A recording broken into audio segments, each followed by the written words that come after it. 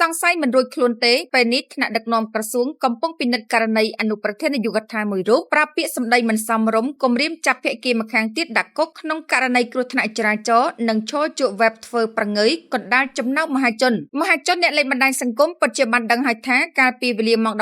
11:49 នាទីយប់ថ្ងៃទី 23 ខែមេសា ឆ្នាំ 2026 ស្ថិតនៅតាមបណ្ដោយផ្លូវជាតិលេខ 1 ក្បែរភោជនីយដ្ឋានឫស្សីស្រស់ក្នុងសង្កាត់និរោធខណ្ឌច្បារអំពៅរាជធានីភ្នំពេញមានករណីគ្រោះថ្នាក់ចរាចរណ៍មួយបានកើតឡើងនិងបង្កឡើងដោយរថយន្ត Escalade មួយគ្រឿងត្រឡប់ពីមង្គលការគេវិញបានជ្រុលទៅបុករថយន្ត Camry ពាក់សាកលេខនគរបាលផ្លូវបណ្ដាលឲ្យខូចខាតបែកស្តុបនឹងកាងផ្នែកខាងក្រោយប៉ុន្តែអ្វីដែលមហាជនហួសចិត្តនោះគឺមន្ត្រីនគរបាលដែលជាអនុប្រធាននាយកដ្ឋានមួយរូបប្រើពាក្យសម្ដីមិនសមរម្យគំរាមចាប់វាយខ្នោះដាក់គុកភាគីម្ខាងទៀតក្នុងករណីគ្រោះថ្នាក់ចរាចរណ៍ហើយអ្វីដែលអស្ចារ្យទៀតនោះគឺមន្ត្រីរូបនោះឈរជក់វេបធ្វើប្រងើយកណ្ដាលចំណោមមហាជនពេលនេះថ្នាក់ដឹកនាំក្រសួងកំពុងពិនិត្យករណីនោះហើយនគរបាលដែលរងនឹងការចាប់ប្រកាន់ថាបានប្រើប្រាស់ពាក្យសម្ដីមិនសមរម្យប្រមាថគំរាមភាគីម្ខាងទៀតត្រូវបានគេស្គាល់ឈ្មោះខៀវសុកច័ន្ទសធាមានតួនាទីអនុប្រធាននាយកដ្ឋានចំណុះក្នុងគណៈកម្មាធិការជាតិប្រយុទ្ធប្រឆាំងអំពើជួញដូរមនុស្សកោជបជនៃក្រសួងមហាផ្ទៃជាម្ចាស់រថយន្ត Camry ពាក់សាកលេខ NB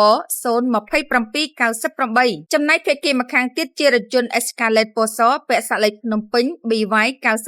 9942បើកបរដោយបារម្ភម្នាក់មិនស្គាល់អត្តសញ្ញាណយោងតាមប្រភពព័ត៌មានពីកន្លែងកាត់ហេតុបានឲ្យដឹងថានៅមុនពេលកាត់ហេតុក៏ឃើញរថយន្តមួយគ្រឿងពាក់សាកលេខនគរបាលជារបស់មន្ត្រីនគរបាលខាងលើបានចតនៅឯបខាងស្ដាំដៃក្បែរចិញ្ចើមផ្លូវនៅក្បែរភោជនីយដ្ឋានឫស្សីស្រស់លុះមួយសន្ទុះក្រោយមកក៏ស្រាប់តែមានរថយន្ត Escalade មួយគ្រឿងបើកបរដោយបារម្ភម្នាក់ស្របទឹកគ្នាទើបត្រឡប់មកពីចូលរួមមង្គលការគេក៏ជ្រុលទៅបុកចំហៀងខាងក្រោយផ្នែកខាងឆ្វេងបណ្ដាលឲ្យរថយន្តពាក់សាកលេខនគរបាលបណ្ដាលរងការខូចខាតបែកស្តុបនឹងកាំងរថយន្តប្រភពដដែលបន្តថាក្រោយពីមានហេតុការណ៍នោះកើតឡើងភាគីម្ចាស់រថយន្តទាំងពីរបានសម្របសម្រួលគ្នាដោយភាគីរថយន្តបង្កព្រមសងថ្លៃខូចខាតប៉ុន្តែអ្វីដែលធ្វើឲ្យមហាជននៅទីនោះហ៊ូចិននឹកគ្រាដែលភាគីបង្កកំពុងតាក់ទងរកលុយសាច់ញាតិមកឲ្យស្រាប់តែម្ចាស់រថយន្តពាក់សាកលេខនគរបាលដែលជាមន្ត្រីមានបុណ្យស័ក្តិខ្ពស់បែរជានិយាយសម្ដីខ្លាំងគំរាមវាយខ្នោះនិងបញ្ជូនភាគីអ្នកបង្កទៅដាក់ពន្ធនាគារភ្លាម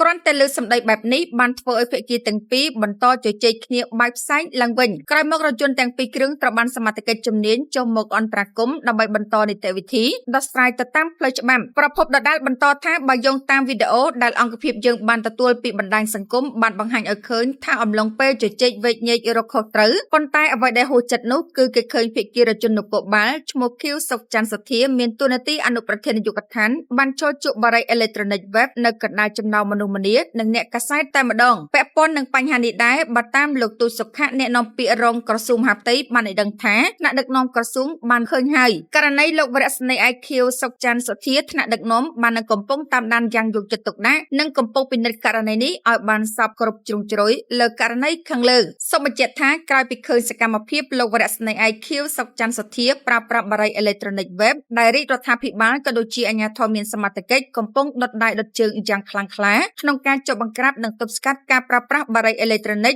នៅទូទាំងប្រទេសដោយពួកគាត់បានលើកឡើងជាមតិថាខ្លួនជាមន្ត្រីបែរជាជក់បារីអេឡិចត្រូនិកយ៉ាងប្រងើយកណ្ដាលចំណោមមហាជននិងសមត្ថកិច្ចដែលចុះមកអន្តរាគមន៍ដោយមិនខ្វល់ពីបម្រាមឬវិន័យកងកម្លាំងទាល់តែសោះមួយក្នុងនាមជាមន្ត្រីនគរបាលជាតិតើការប្រើប្រាស់បារីអេឡិចត្រូនិកវេបដែលជាទំនិញហាមឃាត់ដោយច្បាប់នៅចំពោះមុខសាធារណជនបែបនេះតើត្រូវទទួលទណ្ឌកម្មវិន័យកម្រិតណា 2. ស្របពេលដែលក្រសួងមហាផ្ទៃកំពុងបើកយុទ្ធនាការបង្ក្រាបបារីអេឡិចត្រូនិកយ៉ាងក្តៅគគុកបែរជាមន្ត្រីរូបនេះជក់បង្អួតភ្នែកសមត្ថកិច្ចថ្នាក់ក្រោមទៅវិញតើនេះបង្ហាញពីការមើលស្រាលចំពោះបទបញ្ជារបស់ថ្នាក់ដឹកនាំដែរឬទេ 3. តើក្រសួងនឹងមានវិធានការបែបណាចំពោះមន្ត្រីដែលមិនត្រឹមតែប្រើសម្ដីគំរាមកំហែងពលរដ្ឋប៉ុន្តែថែមទាំងប្រើប្រាស់សារធាតុហាមឃាត់វេបបំពានច្បាប់ថែមទៀត